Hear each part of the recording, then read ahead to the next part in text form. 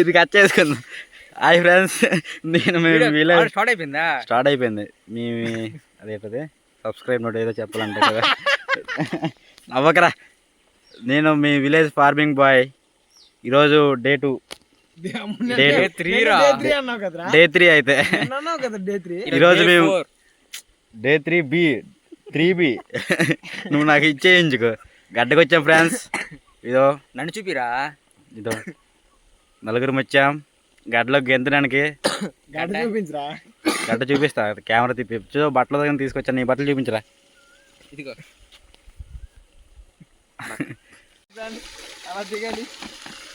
వస్తున్నా ఫ్రెండ్స్.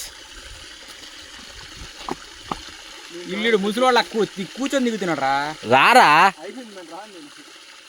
చూడండి ఫ్రెండ్స్, వాడికి ఎంత బద్ధకమో, దిగడానికి అంత ఇది.